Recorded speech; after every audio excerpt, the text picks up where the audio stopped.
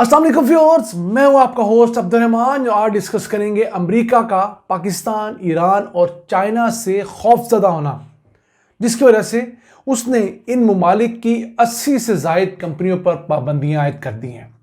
उसे खदशा है कि ये कंपनियां बहुत तेज़ी से टेक्नोलॉजी के मैदान में आगे बढ़ रही थी, सुपर कंप्यूटर बना रही थी, क्लाउड कंप्यूटिंग में आ जा रही थी, चिप डिज़ाइनिंग के अंदर अमेरिका मौक़ात दे रही थी, बिग डाटा के अंदर काम कर रही थी, जिससे न्यूक्लियर टेक्नोलॉजी में, जिससे लड़ाका प्यारे बनाने में, जिससे हाइपरसोनिक तेज तरीन और इंटरकॉन्टिनेंटल मिसाइल बनाने में इन मुल्कों की अमेरिका पर सबकत हो सकती है, जिसे तोड़ने के लिए अमेरिका ने ये अहम कदम उठाया है। 3 अहम मुल्क तो ये हैं, जिसमें पाकिस्तान, ईरान और चाइना है। इसके अलावा यूएई और साउथ अफ्रीका की भी चंद कंपनीज इनमें शामिल हैं। टोटल 80 कंपनियां हैं। अब इन 80 में से 50 कंपनियां तो चाइना की हैं। दूसरे नंबर पर पाकिस्तान आता है, जिसकी 19 कंपनियां हैं जिन पर यह ब्लैक लिस्टिंग यानी कि पाबंदी लग चुकी है। अब हो क्या रहा है, 21वीं सदी के अंदर दुनिया में सबसे ज्यादा मुकाबला टेक्नोलॉजी के अंदर एक दूसरे पर सब कर ले जाने का है। अमेरिका को लग ये रहा है कि जो इनोवेशन अमेरिका में हो रही है उस पर उसकी कॉस्ट बहुत ज़्यादा आती है और दीगर मुल्क उसी तरह की इजादात को थोड़े पैसे खर्च करके रिवर्स इंजीनियरिंग के ज़रिए बना लेते हैं। मिसाल के तौर पर चैट जीपीटी ने पूरी दुनिया के अंदर एक अंधेर नगरी मचा रखी थी। आर्टिफिशियल इंटेलिजेंस की वजह से हर तरफ शोर था, वो महंगी थी। उसके मुकाबले में चाइना ने डीप सीक नामी एक आर्टिफिशियल इंटेलिजेंस बेस एक वेबसाइट बनाई, एक डाटा बनाया जो उनसे आगे बढ़ चुका है।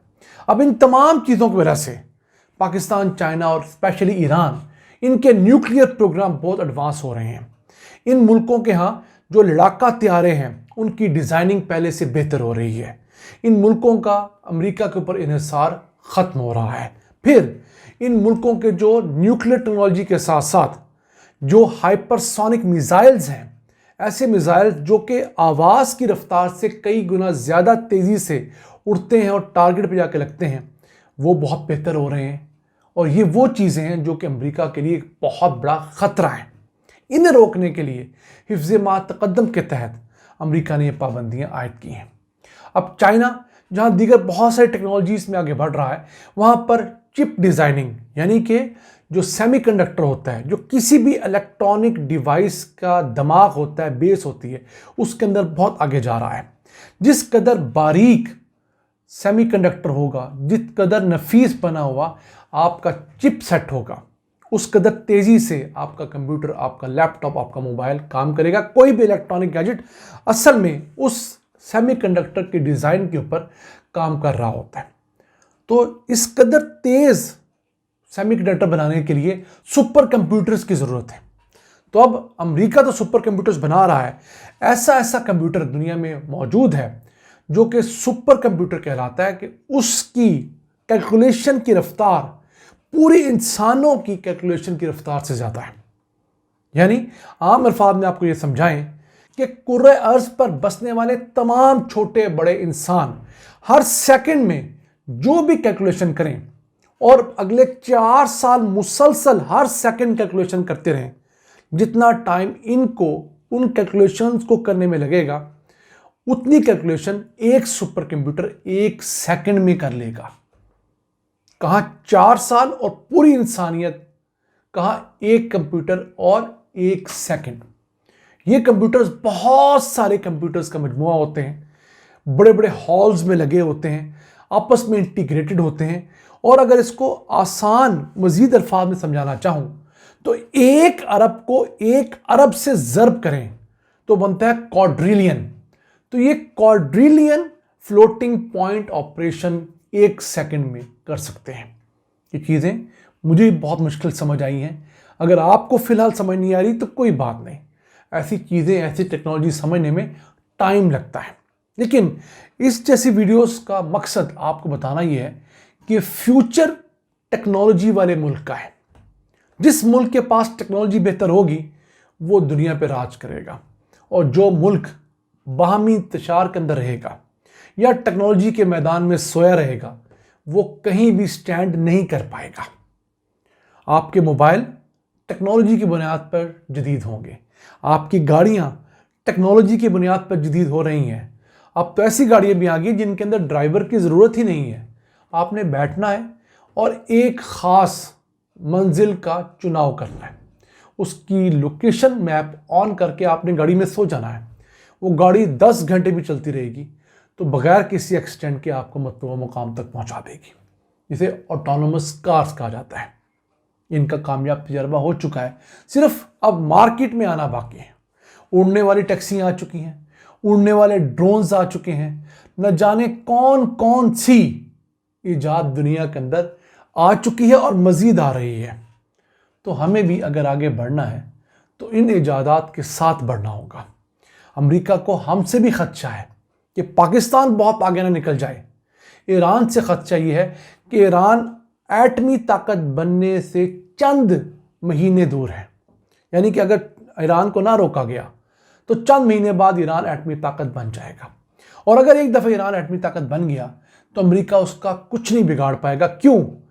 तब ईरान इस पोजीशन में होगा कि अमेरिका उस पर हमला करता है तो ईरान मुकाबले के अंदर इसराइल पर एटम बम गिराने की पोजीशन में आ जाएगा, या इसराइल पर नहीं भी गिराता तो किसी अमेरिकी बैरी बेड़े पर गिरा सकता है। तो उससे दुनिया में एटमी जंग शुरू होने का खदशा है। तो एटमी जंग जो है या एटम बम जो है, बेसिकली ये आपका बहुत बड़ा मुदाफ़ती निज़ाम है। आज तक दुनिया के अंदर किसी भी दो एटमी ताकतों के दरमियान बाकायदा जंग नहीं हुई। अमेरिका और रूस कोल्ड वॉर तो लड़ते रहे, प्रॉक्सीज के ज़रिए, अपने आगे मलेशिया के ज़रिए, किराए के फ़ौजियों के ज़रिए, डायरेक्ट नहीं लड़े। क्यों? डायरेक्ट लड़ाई में दोनों मुल्कों को यह खदशा था कि दोनों के पास एटम बम है। कोई एक भी खुद को हारता हुआ महसूस करेगा तो वो पहले एटम बम चला देगा। तो जब एक मुल्क पहले एटम बम चला देगा तो शायद दूसरे के पास टाइम ना हो, या दूसरा भी एटम बम चलाए तो फिर एक ऐसी एटमी जंग शुरू होगी जो कि पूरे कुर्रा अर्ज को अपनी लपेट में ले सकती है। तो ये ऐसी मुदाफ़ियत है किसी मुल्क के पास एटम बम बना जिसकी वजह से दुश्मन चुप रहता है। अब पाकिस्तान के साथ इंडिया क्यों जंग में नहीं उलझता? फुल फ्लैज जंग में जाने से वो डरता है। क्यों? उसे पता है कि इनके पास एटम बम है। तो अगर किसी पोजीशन पे पाकिस्तान को लगा कि अब हमारे पास एमुनिशन नहीं है या हम लड़ने की पोजीशन में नहीं है तो अपना आखिरी हथियार भी इस्तेमाल करेंगे। तो जब आखिरी हथियार भी इस्तेमाल होंगे तो 1.5 अरब आबादी है इंडिया की, हमसे कहीं ज़्यादा तेज़ी से इंडिया तरक्की कर रहा है। तो इंडिया की तो पूरी मईशत ही इसके ऊपर खड़ी हुई है। तो ये वो वजूहात हैं जिनकी वजह से अब अमेरिका ईरान के ऊपर पाबंदियां लगा रहा है, पाकिस्तान के तेज़ तरीन मिसाइल प्रोग्राम को स्लो करने के लिए पाबंदियां लगा रहा है, हमारे लड़ाका तैयारों के प्रोग्राम को, चाइना के तमाम प्रोडक्ट्स जो तेज़ी से यूएस को चैलेंज कर रहे हैं उन पर पाबंदियां लगा रहा है। लेकिन मुझे नहीं लगता कि 21वीं सदी के इस दौर में जब टेक्नोलॉजी एक दूसरे तक पहुँचना आसान हो गया है, ये पाबंदियाँ को ख़ास कारगर होंगी। हाँ, वो अपने हाथ पैर ज़रूर मार सकता है, लेकिन इस दौर में जीतेगा वही जिसका अज़्म बड़ा होगा, जिसकी लेबर कॉस्ट कम होगी, जो अपने अखराजात कम करके अपनी रिसोर्स से अपने ह्यूमन पोटेंशियल को बेहतर इस्तेमाल करेगा। नाज़रीन, ये था आज का एपिसोड। एक खुश टॉपिक था लेकिन हमने आसान अल्फाज में आपको समझाने की कोशिश की है। हमें उम्मीद है आपको पसंद आया होगा। अपनी सजेशंस, अपनी आरा से हमें आगाह रखा करें। अपने मेज़बान अब्दुल रहमान को इजाज़त दीजिए। अल्लाह निगहबान।